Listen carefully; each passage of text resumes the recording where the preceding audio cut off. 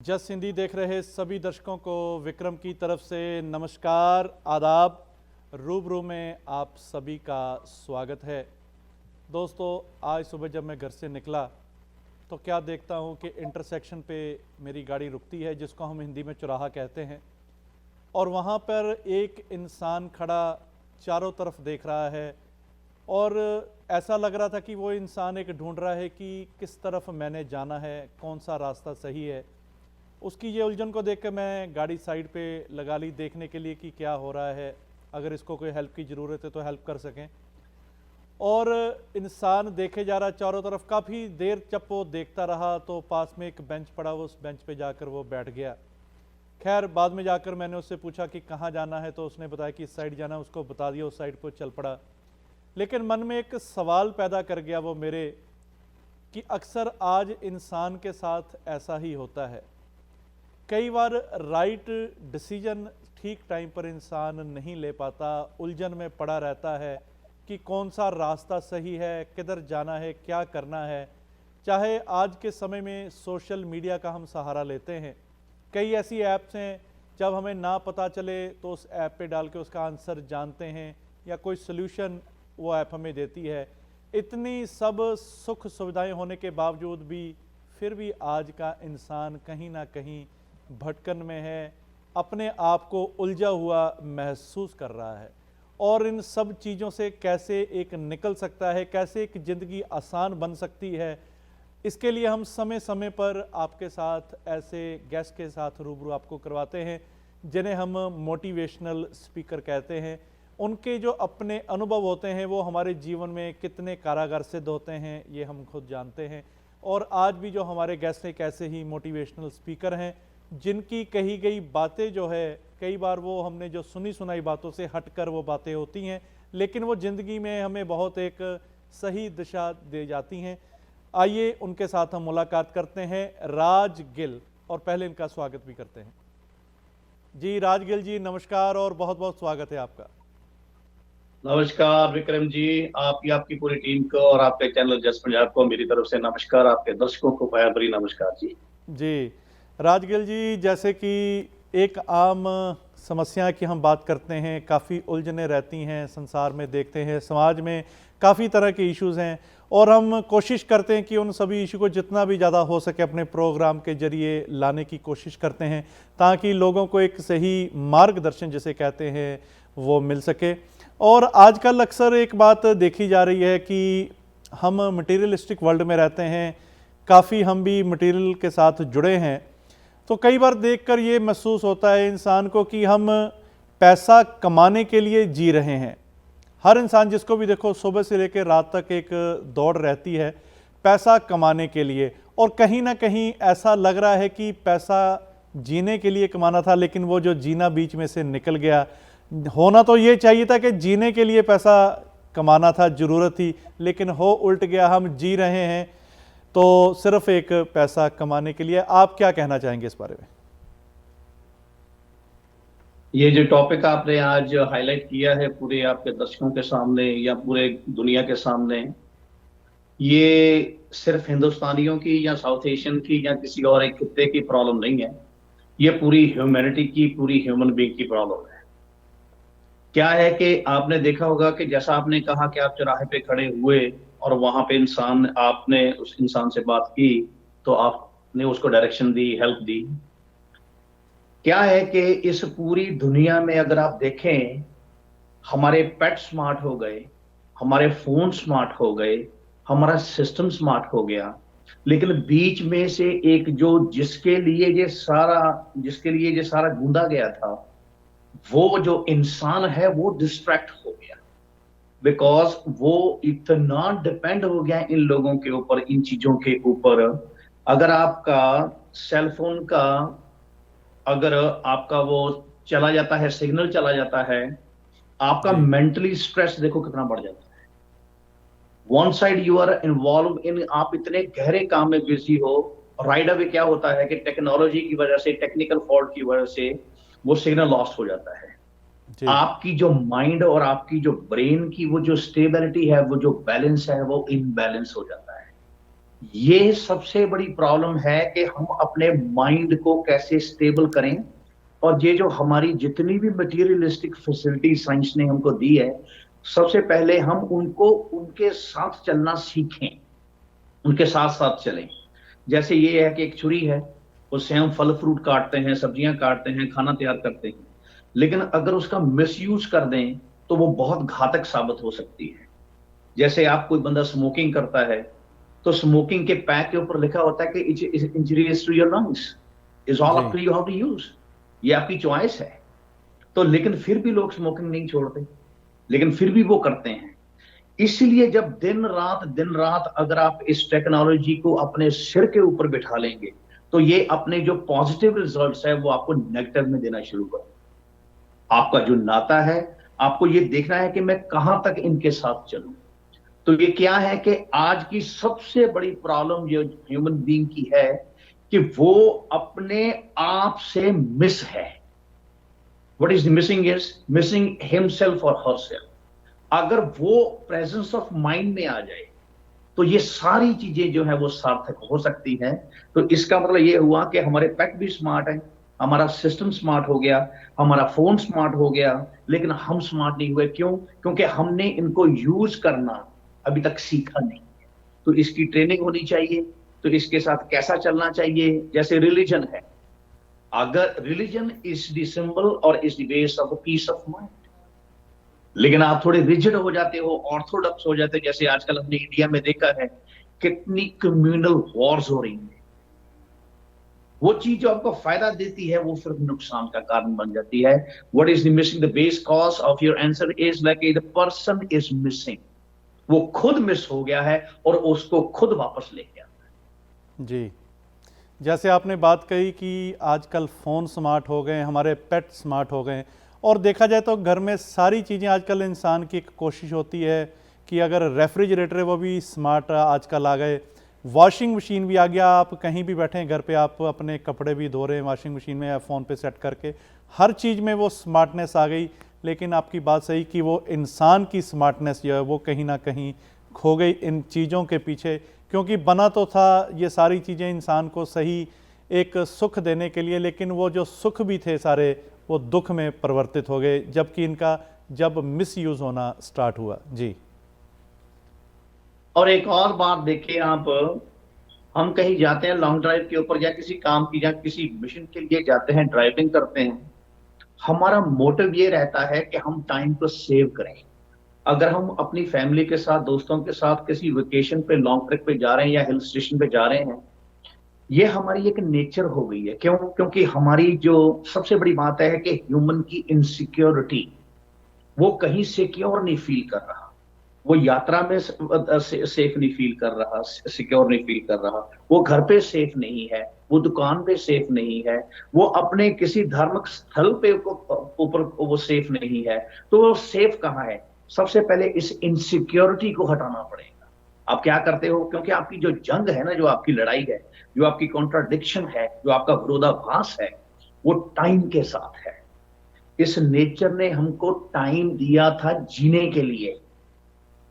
ये बहुत इंपॉर्टेंट बात है कि हम जिस वो खर्च करने के लिए जो चीज दी गई थी, हम उसको भी अपने पैसे की तरह, अपनी थॉट की तरह, या अपने किसी घर के फर्नीचर की तरह, या अपने घर की तरह, या अपने क्रेडिट कार्ड की तरह, या जितनी भी जो चीजें हमारी, जो हमको एक मॉरल सपोर्ट देती है जीने में, उसको भी हमने सेविंग में लगा दिया। Time is never for save, time is always to utilise in proper way. जी अल्लाह ने, खुदा ने, भगवान ने, कुदरत ने हमको ये टाइम स्पेंड करने के लिए दिया है, सेव करने के लिए नहीं। तो इस इनसिक्योरिटी से भी ह्यूमन ने बाहर आना है। जी गेल साहब, एक बार फिर से बहुत बहुत स्वागत है आपका। और थैंक यू, एक थैंक यू। बात ध्यान में आ रही थी, हमारे एक मित्र हैं, उन्होंने एक बार एक बात कही, कहते हम मंदिर जाते हैं हर रोज़, तो मैंने अपने बच्चे को बोला, 8 साल का कहते मेरा बच्चा है, कि तू भी हमारे साथ मंदिर जाया कर या अपनी मम्मी के साथ मंदिर जाया कर। बच्चे ने आगे से सवाल किया कि पापा मंदिर में जाने से क्या मिलता है?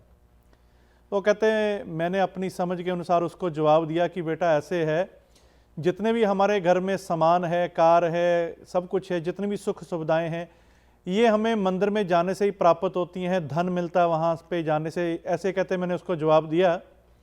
और बच्चे ने आगे से कहा, कहता पापा आप झूठ बोल रहे हैं।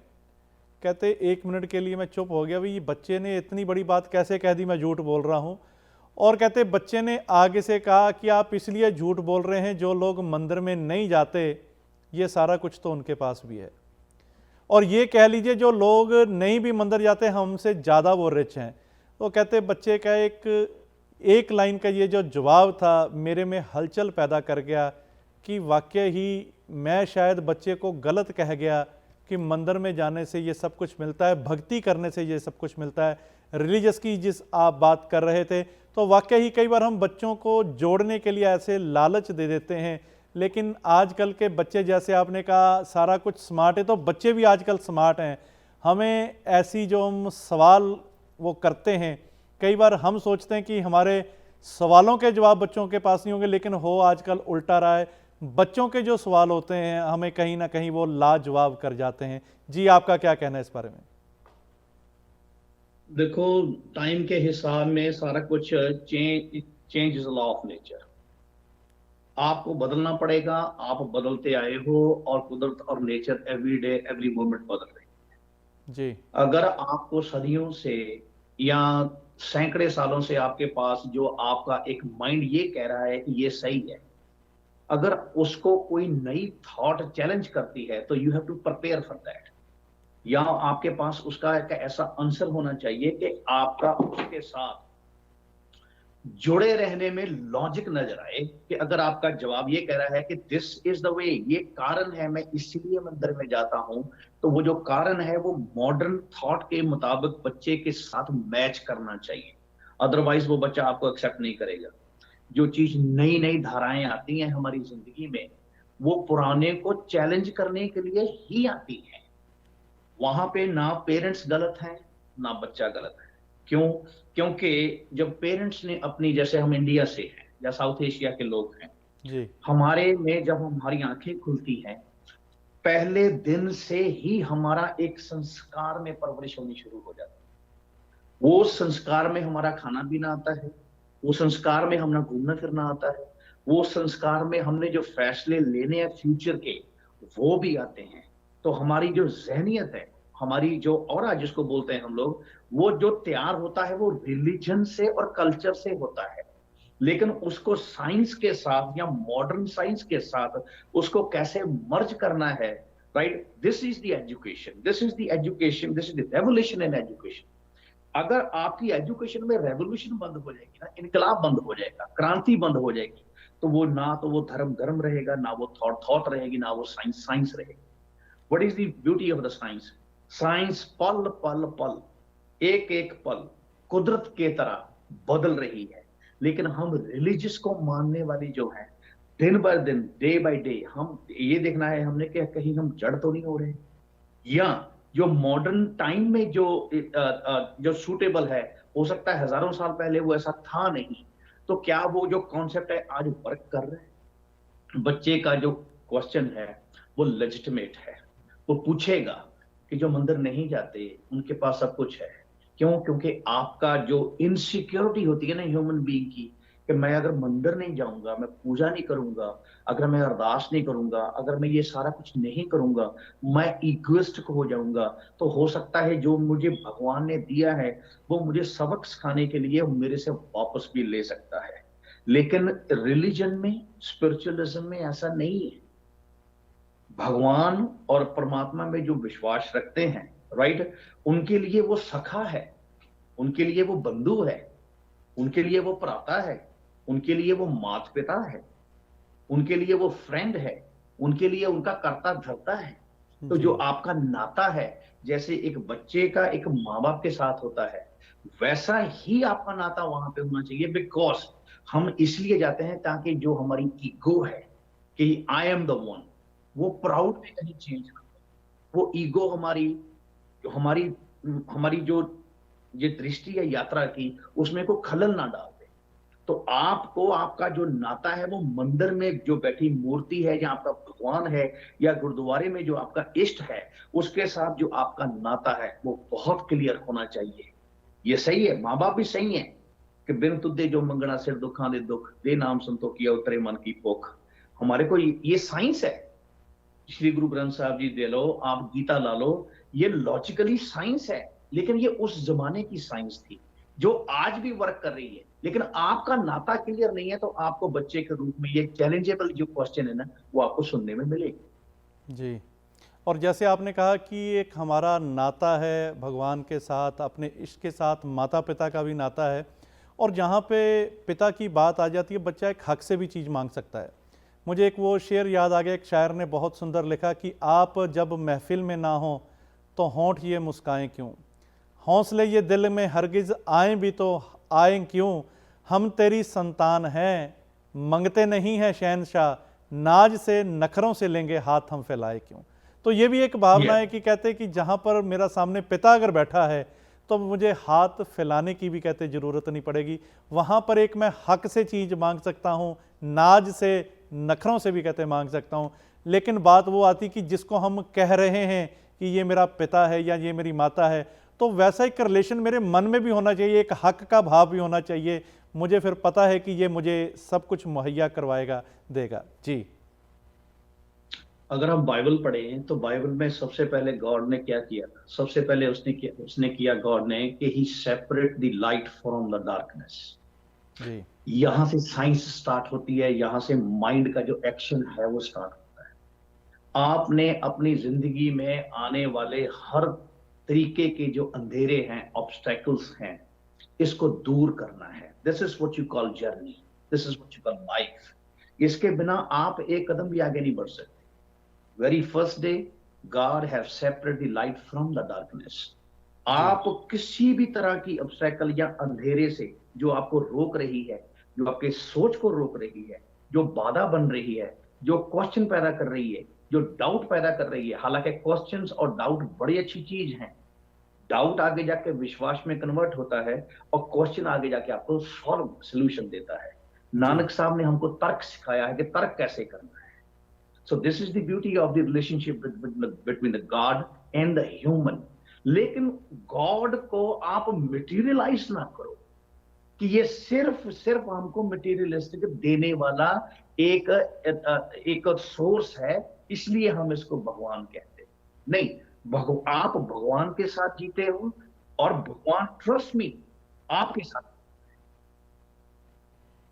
जी बिल्कुल। और ये एक नाता जिसे कहते हैं, एक कनेक्शन जो है, ऐसा विश्वास हमारा होना बहुत ज़रूरी है। हमने वो एक कथा भी बहुत बार सुनी कि किसी गांव में बारिश नहीं हो रही थी, तो वहाँ पर एक संत आए, तो लोगों ने उनके पास जाकर फरियाद करी कि महात्मा जी आप कृपा करो, हमारे लिए प्रार्थना करो कि यहाँ पर बारिश हो जाए। तो उन्होंने कहा कि ठीक है, कल आप जब सुबह आओगे तो सुबह बारिश होगी। और हुआ ये कि दूसरे दिन सब वहाँ पर आए प्रार्थना करने के लिए, तो कहा कि प्रार्थना करिए, लेकिन वो उन्होंने आगे से कहा, कहते आज बारिश नहीं होगी, क्योंकि अगर आपको विश्वास होता कि बारिश होगी, प्रार्थना में हमारी इतना दम है, लेकिन तो फिर आप उस तरह से प्रिपेयर होके आते, क्योंकि किसी के भी हाथ में छाता नहीं था।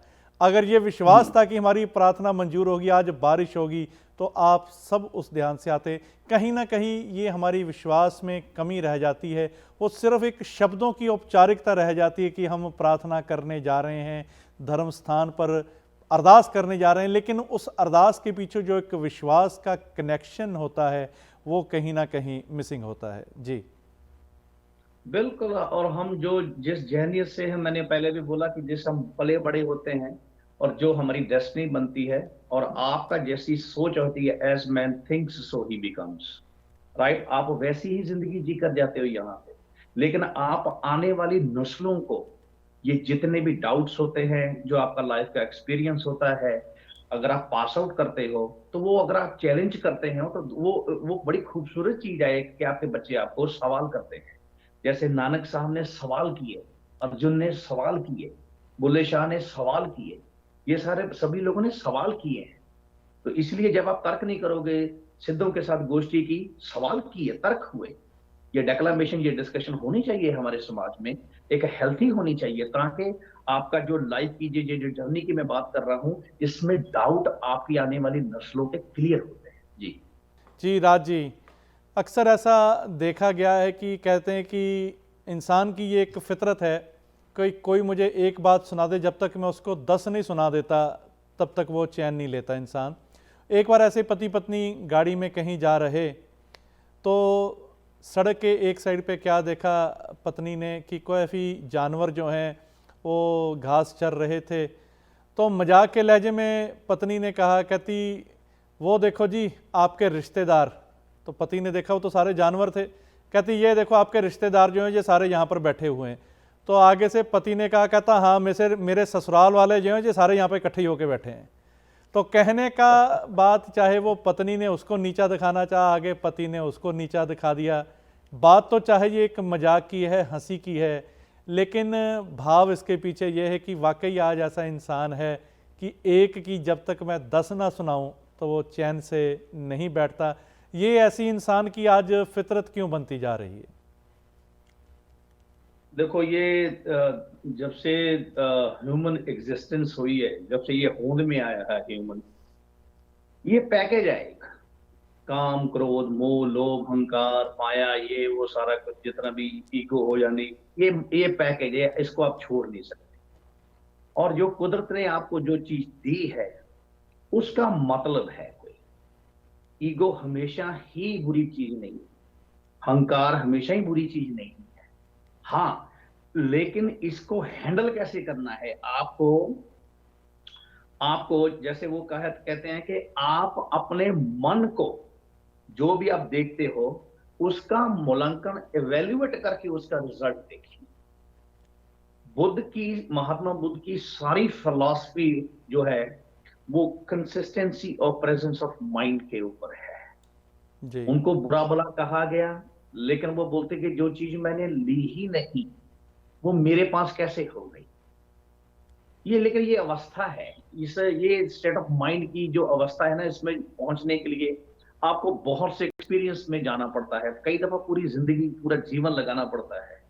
लेकिन अगर यहाँ संसार में जो भी है, जो भी जो ब्रह्मांडे सोई पिंडे, जो पूरे ब्रह्मांड में है वो आपके माइंड में है। क्यों? क्योंकि आप अगर बाइबल को भी देखें तो सारा कुछ बनाने के बाद 4 दिन में, 5वें दिन God made man in his own image. In his own image, he made the man from the soil and the dust of the earth. ये साइंस है। 5 तत्व का पुतला नानक मेरा नाम, राइट? हम इसी से ही आते हैं और इसी में ही समा जाते हैं। लेकिन ये बीच की यात्रा जिसको जीवन बोलते हैं, उस जीवन को सार्थक और आसान बनाने के लिए हम मेडिटेशन का सहारा लेते हैं, रिलीजन का सहारा लेते हैं, या किसी नेचर के किसी भी पार्ट का सहारा लेते हैं। वो बहुत जरूरी है। ये सारी चीजें, अगर आप में ईगो भी है, अगर आप में आपका माइंड डिस्ट्रैक्ट है, अगर आप किसी को नीचा, जैसे आपने कहा कि नीचा दिखाने की आपके मन में है, लेकिन उसी माइंड को तो समझाना है। वो माइंड, मन तू ज्योत स्वरूप है, जैसे श्री गुरु ग्रंथ साहब जी में लिखा है, अपना मूल पहचान, मन हर जी तेरे नाल है गुरमति रंगमा। माइंड पहले ज्योत स्वरूप नहीं था, लेकिन जब वो गुरु की शरण में गया तो फिर उसको उसकी डेस्टिनेशन और उसका ऑब्जेक्ट पता चल गया कि मेरा मिशन है क्या, मैंने यात्रा में जाना कहां है। यही तो कृष्ण जी कहते हैं अर्जुन को महाभारत में स्टार्ट होने से पहले, जब वो इनलाइट करते हैं युद्ध के मैदान में, कि ये जो तू उनको सबको अपना कह रहा है ये तेरे नहीं है, ये सारे अधर्म के क्षेत्र में खड़े हैं। तो जो चीज इस यूनिवर्स के उल्ट है, जो चीज लॉ ऑफ नेचर के उल्ट है, उसको पॉजिटिव इसी में, उसको जिस धर्म की बात कृष्ण कर रहे हैं उसको स्टैब्लिश करने में ये जो फिलॉसफी है, ये जो रिलीजन है, ये बहुत जरूरी हो जाता है। तो इसलिए वो जो किसी को नीचा दिखाना है, वो नीचा दिखाना तो आउटकम है जी, लेकिन वो आया कहां से? माइंड से। द स्टेबिलिटी ऑफ माइंड कैसे आती है? जो मैंने ये चीजें गिनाई हैं उसमें से कोई भी आपके लिए वर्कआउट कर सकता है। तो इसलिए आपके सारी आपका जीवन का जो दारोमदार है वो आपके माइंड के ऊपर खड़ा है। जी बिल्कुल। और राज्य काफ़ी बार हम देखते हैं कि जो इन्वायरमेंट होती है इसका हम पर काफ़ी असर पड़ता है, या ये कह लें कि एक दुनिया का स्वभाव है कि जो दिखता है वो बिकता है। अक्सर हम जो कुछ भी देख रहे हैं, चाहे वो किसी न्यूज़ के माध्यम से, चाहे कहीं से भी कोई खबर आती है, तो धीरे धीरे होता क्या है कि उन चीज़ों का हम पर काफ़ी गहरा एक प्रभाव पड़ता है इन्वायरमेंट का। जैसा इन्वायरमेंट हम ले रहे हैं या जिसमें हम इंटरेस्ट दिखाते हैं, हमें वैसा ही एक लगना शुरू हो जाता है, या ये कह लीजिए कि एक सारी सृष्टि ही हमें वैसी लगनी स्टार्ट हो जाती है। इसके पीछे क्या कारण है? विक्रम जी, आपने देखा होगा अक्सर कि जब हम सुबह उठते हैं, कोई 5 6 7 बजे, जितने जितने टाइम पे भी कोई भी इंसान उठता है, जी। तो सबसे पहले वो अपना हाथ कहाँ लेके जाता है? अपने सेल फोन के ऊपर। जी। सबसे पहले जब पुराने जमाने में, हमारे जमाने में जब हम उठा करते थे, तो हमारे माँ बाप जो थे वो पहले उठ जाया करते थे। तो जो पहले उठ जाते थे, तो हम जब उनको मिलते थे सुबह, मेरे घर में तो ऐसा रिवाज था, कई लोगों को भी होगा ऐसे, कि हम अपने माँ बाप के चरणों को स्पर्श किया करते थे। जी। That's how we begin our day. लेकिन जो इतनी हम्बल से हम, इतनी निम्रता से हम अगर दिन को स्टार्ट करेंगे, तो सारे दिन का जो आउटकम है वो आपके सामने आएगा। तो इस जो आपकी बिगनिंग है ना यात्रा की, ये बड़ी इंपॉर्टेंट है। लेकिन आजकल ऐसा नहीं है। हम आज उठते सारी सबसे पहली चीज अपना मोबाइल सेल फोन। वाई? उसके पीछे का कारण है कि हमारा माइंड जो है, जो हमारी बुद्धि है, वो ये कह रही है कि हम उसको और इंफॉर्मेशन देना चाहते हैं। हम अपने दिमाग को day by day, second by second, मतलब अपडेट करना चाहते हैं, कि ताकि ये अपडेट रहे और ये इन्फॉर्म्ड रहे। आपने मुझे को खबर सुनाई, अरे सुना तुमने ये क्या हुआ? नहीं, मैंने तो नहीं सुना। अरे तू न्यूज नहीं सुनता? नहीं, मैं सुनता हूं, लेकिन मेरे से मिस हो गया। तो आप क्या है कि आप रिग्रेट में चले जाते हो कि यार ये कैसा मेरे से मिस हो गया, कोई दूसरा मेरे को क्यों इन्फॉर्म कर रहा है। मेरे पास सेल फोन है, मेरे पास सोर्स ऑफ इंफॉर्मेशन है, तो मैं अपने आप को इन्फॉर्म क्यों नहीं कर रहा? तो आपने जो पहली खबर सुनी, यहाँ पे वो हो गया, यहाँ पे ये हो गया, डेफिनेटली आपको पॉजिटिव तो सुनोगे नहीं। क्यों? क्योंकि आपका माइंड जो है वो हलचल चाहता है, अग्रेसिवनेस चाहता है, वायलेंस देखना चाहता है, कुछ ऊपर नीचे, अप एंड डाउन देखना चाहता है। जो सही खबर होगी वो तो खबर नहीं होगी, लेकिन जो कुछ उल्टा पुल्टा होगा वो खबर होगी। लेकिन वो जिस तरीके से दिखाया जाता है, जैसे श्री गुरु गोविंद सिंह जी कहते हैं, जबे बाण लागे तबे रोज जागे। हमारे पीर पैगंबर कहते हैं कि आपके ऊपर हर एक चीज का इंपैक्ट होगा माइंड के ऊपर। अगर आपके दिन की शुरुआत ऐसे हो गई कि आपको गैंगस्टर की, वायलेंस की, टेररिज्म की, वॉर की, हेट्रेड की, होम डोमेस्टिक वायलेशन की, होमिसाइड की, ऐसी खबरें सुनने को मिलेंगी, तो आपका माइंड धीरे धीरे धीरे धीरे किस तरीके से तैयार होगा, और आपके जो वर्क एंड कंडक्ट होंगे, आपके जो कर्म हैं, वो वैसे ही बनते जाएंगे। तो आज की जो साइंस की जो इन्वेंशंस हैं, क्योंकि उसकी यूटिलाइजेशन सही नहीं है, तो वो जितनी भी चीजें हम अपने दिमाग को इन्फॉर्म्ड करते हैं, वो डेफिनेटली हमारी दिनचर्या में हमेशा इम्पैक्ट करती रहे। जी बिल्कुल। और आज के समय में स्ट्रेस काफ़ी हो गया, हर कोई स्ट्रेस में जी रहा है। स्ट्रेस को बात तो सभी करते हैं कि स्ट्रेस बहुत है, स्ट्रेस को कम कैसे किया जाए, कैसे इसके साथ हम लड़ सकते हैं, ये एक बहुत बड़ा अपने आप में एक टॉपिक है और इस पर हम चर्चा करेंगे। स्ट्रेस लेवल जो है काफ़ी बढ़ चुका है लोगों का, और कई बार तो यहाँ तक स्ट्रेस लेवल लोगों का बढ़ चुका है कि जिसे हम कहते हैं कि मेंटल हेल्थ का इशू, ये बहुत बड़ी समस्या है आज के समय में। और अगर पिछले 2 सालों का जिक्र करें कोविड टाइम के दौरान, तो डॉक्टर्स रिपोर्ट ये कहती हैं कि ये इतना बढ़ गया, घरों में रह रह के काफ़ी लोग डिप्रेशंस में चले गए, सोच सोच के भी क्या होगा हमारे साथ, या कोई बात करने वाला नहीं था, मिलने जुलने वाले नहीं थे, उसके कारण भी ये स्ट्रेस लेवल काफ़ी हद तक बढ़ गया। जी आप क्या कहेंगे इस बारे में? देखो, पूरी पूरी पूरी ह्यूमैनिटी में एक ही चीज सारी समस्याओं की जड़ है, जी। वो है स्ट्रेस। स्ट्रेस से क्या होता है? स्ट्रेस से डिप्रेशन होता है। डिप्रेशन से क्या होता है कि आपका जो मेंटल लेवल लेवल होता है वो अपसेट होता है। कई दफा तो यहां तक आपका मेंटली अपसेट आप हो जाते हो कि you need high level treatment, जिसको हिंदी में या पंजाबी में पागल खाना बोल देते हैं। आपको वहां पे रिकनसाइल के लिए, रिहेबिलिटेशन के लिए भी जाना पड़ता है। आपको कई तरह की थेरापियों के थ्रू गुजरना पड़ता है। ये जो हमारे साथ वाले समाज में जितनी भी घटनाएं हो रही हैं, ये खुली किताब है। अगर कोई आदमी आपके मोहल्ले में खुदा न खास्ता कोई कोई स्ट्रेस की वजह से या किसी भी वजह से सुसाइड करता है, जो कि करते हैं लोग, जी। ये वो आपके लिए खुली किताब है कि आप उसे सीखें। अगर आपके सामने कोई एक्सीडेंट हो रहा है, वो खुली किताब है, आप उसे सीखें। अगर आप कोई ऐसा कार्य करते हो जिसका जो नतीजा है, जिसका आउटकम है, राइट, वो इतना सार्थक नहीं है, पॉजिटिव नहीं है, आप उससे सीखें।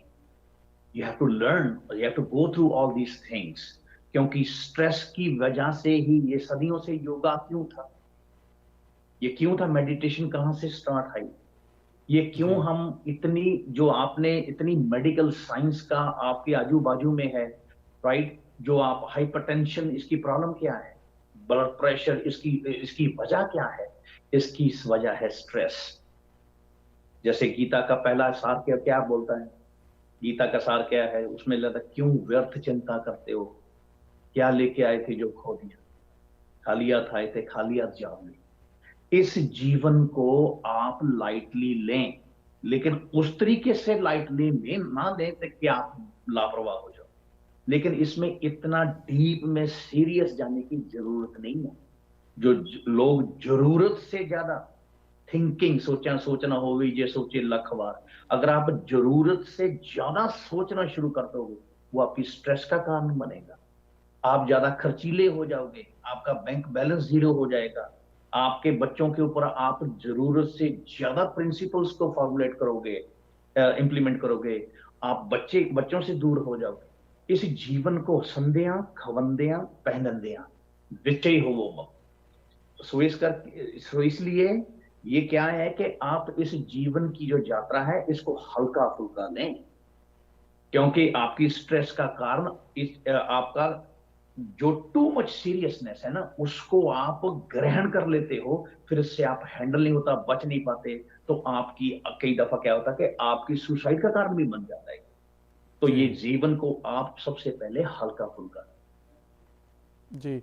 और जैसे ये कह सकते हैं कि कई बार हम ये सोच लेते हैं कि हम ये करने वाले हैं, जैसे कर्ता भाव भी हमारे ऋषि मुनियों ने कहा कि अगर सब कुछ करते हुए भी हम अपने आप को अकर्ता मानते हैं, और लेकिन होता उल्ट है कि हम अपने आप को कर्ता जब मान लेते हैं तो उसका रिजल्ट फिर वैसे नहीं सामने आता, तो वो भी एक परेशानी का कारण बन जाता है, स्ट्रेस का कारण बन जाता है कि मैंने ये काम किया। या रिश्तों में भी कई बार हम देखते हैं कि हमने उसके लिए ये किया, उसके बदले में हमारे लिए उसने ऐसा नहीं किया। तो जो एक उम्मीदें होती हैं, जब वो रखी जाती हैं तब तो अच्छी लगती है, लेकिन जब पूरी ना हो तो वो उम्मीदें दुख का कारण बन जाती हैं, परेशानी चिंताएं बन जाती हैं।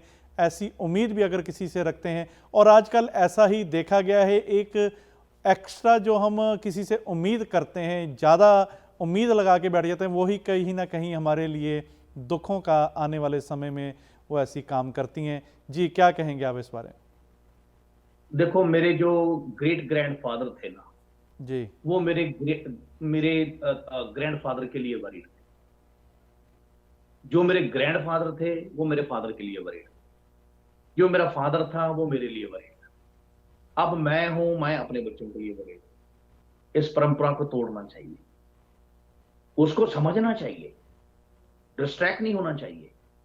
लेकिन अगर आप एक एक्सपीरियंस सदियों से कर रहे हैं और उसका रिजल्ट ठीक नहीं आ रहा, तो वो रास्ता आपको चेंज करना पड़ेगा, because change the law of nature. जी। वो चेंज करो। अपने दादाओं परदादाओं का वो जो अच्छापन है वो ले लो, लेकिन वो जिसकी वजह से वो डिस्ट्रैक्ट होते हम जनरेशन को सर्व कर रहे हैं, वो चीजें बंद करो। ये किताबें हैं हमारी, पढ़ो, आप फिलोसफियां पढ़ो, जितनी पढ़ सकते हैं पढ़ो, पढ़ो, लोगों का जमाना है। लेकिन कहीं ना कहीं जाके आप अपनी लाइफ को अगर स्ट्रेस फ्री करना चाहते हैं, तो जितना सिंपल कर सकते हो, जितना सिंपल, अगर आपको कार की जरूरत नहीं है तो चाचे या मामे की मर्सिडीज या बीएमडब्ल्यू कार देखने में देखकर आपको मचलने में कोई फायदा नहीं है, वो उसकी जरूरत है। बिलीव इट और नॉट, दुनिया के जो मल्टी बिलियनियर लोग हुए हैं, उन्होंने ये निष्कर्ष निकाला है जीवन का कि सिंपल लाइफ से ऊपर कोई लाइफ नहीं है। बहुत खूब। अलेक्जेंडर द ग्रेट और सिकंदर की महान वो जो हमको शिक्षा आज भी वो जिंदा है कि मैं जब इस दुनिया से जाऊंगा तो मेरे खाली हाथ सबूत से बाहर रख देना, ताकि लोग सीख सकें कि जो मैं आज तक करता रहा दुनिया को जीतने की बातें, मैं अपनी खुद की जिंदगी जीवन हार के जा रहा हूं। One of the best example, अगर आपको किसी स्कूटर की जरूरत नहीं है तो लीव इट। अगर आपका साइकिल से गुजारा चल रहा है, you are good with peace of mind with cycle, good. हाँ, अगर आपके पास तौफीक है, सब कुछ है, आप इन चीजों को एंजॉय करना चाहते हो, गो फॉर इट। लेकिन इनके लिए मरने की जरूरत नहीं है आपको। क्यों? क्योंकि क्या लेके आए थे जो लेके जाओ। सो बिल्कुल। इसलिए ये this is the wonderful instructions from the centuries, कि हमने एक छोटा सा, हमको ये एक प्लेग्राउंड मिला है और उसमें अपना अपना एक्ट करके हमने चले जाना है। जितना जितना जिसको करेक्टर मिला है उतना उतना करना है। लेकिन आपकी स्ट्रेस, वही आपका क्वेश्चन, स्ट्रेस का कारण आपकी जो चीजों की जरूरत नहीं है उसको अचीव करना है। जी, बिल्कुल। और जैसे आप बता रहे हैं कि आज के समय में एक ऐसी दौड़ लगी, अगर वो कहीं हद तक गलत भी नहीं है, लेकिन सिर्फ अपने आप को उस चीज़ों के लिए समझ लेना, वो कहीं ना कहीं हमें मार्ग से भटका देता है। जैसे अक्सर हम ब्रांड के पीछे भागते हैं, हमारे पास ये वाला ब्रांड हो, ये वाला ब्रांड हो, लेकिन किसी ने बहुत खूब लिखा कि ब्रांड के पीछे भागने वालों, ये याद रखना कि कफन का कोई ब्रांड नहीं होता। जब वो कफन पड़ता है तो सारे ब्रांड धरे धराए रह जाते हैं। और काफ़ी हद तक ऐसा ही एक बन चुका है कि साथ वाले ने ये वाला ब्रांड लिया है, मेरे रिश्तेदार ने या मेरे मित्र ने ये ब्रांड लिया, तो मेरे पास भी ये ब्रांड की कार हो या ऐसा एक ब्रांड होना चाहिए, ऐसे नेबरहुड में मेरा घर जो है वो होना चाहिए। इस चीज़ की एक दौड़ ये आज लगी हुई है। जी सज्जन रे झूठ मत बोलो, खुदा के पास जाना है, ना हाथी है ना घोड़ा है, वहां पैदल ही जाना पैदल ही जाना, क्या बात है। है। या तो ये लाइफ को आप जितना जितना अच्छा, ये देखो, आपके दिन की शुरुआत है ना, जो आप एक काम करो, अगर आप स्ट्रेस से थोड़ा थोड़ा रिलीज करना चाहते हो अपने आप को, आप ये अगर इंपॉर्टेंट नहीं है तो आप एवरी सिंगल डे 2 घंटे, कम से कम 2 घंटे फोन फ्री रहो और किसी इंफॉर्मेशन से फ्री रहो, और अपने आप सैर करने जाओ, योगा करो, बैठो, खेलो, आप अपने पेट्स के साथ खेलो, बच्चों के साथ खेलो, अपने आप को टाइम दो, अपने आप से बातें करो, नेचर से बातें करो। You will see the big difference end of the day. यार मुझे ऐसा लगा कि आज मेरी थकान में कुछ कमी आई है। जी, बहुत अच्छी बात ये आपने कही। और शायद आजकल हमारी ज़िंदगी ऐसी बन चुकी है कि शायद फ़ोन के बिना हमारी ज़िंदगी अधूरी हर इंसान को लग रही है, क्योंकि फ़ोन में जी इतनी एक्टिविटी हो गई, सोशल मीडिया इतना ज़्यादा इन्वॉल्व हो गया कि वो जो चीज़ हमारी सुविधा के लिए बनाई गई थी, वो कहीं ना कहीं सबसे बड़ी स्ट्रेस हमारे लिए बन गई, सबसे बड़े परेशानी बन गई। क्योंकि अगर हम 2 मिनट तक अपना फ़ोन ना देखें तो लगता है कि कुछ ना कुछ जीवन में मिसिंग है। इंसान इतना इसका आदी हो चुका है। और आपने ये जो जी बात कही, बहुत अच्छी बात की, कम से कम 2 घंटे तक तो इसके बिना अपनी लाइफ को रख कर देखें हर रोज़, और फिर वो मूल्यांकन करें कि वो जो 2 घंटे का समय हमने बताया वाकई ही वो स्ट्रेस फ्री था, एक फ्री होके, सिंपल होके हम जिंदगी को जी रहे थे। थैंक यू सो मच राज गिल जी, आपने इतने अच्छे थॉट हमारे व्यूअर्स के साथ शेयर किए कि जिनसे वाकई ही, जिन पर चलकर, जिनको मानकर हम लाभ प्राप्त कर सकते हैं। और जाते जाते मैं ये कहूँगा, आज के यूथ के लिए आप क्या संदेश देना चाहेंगे?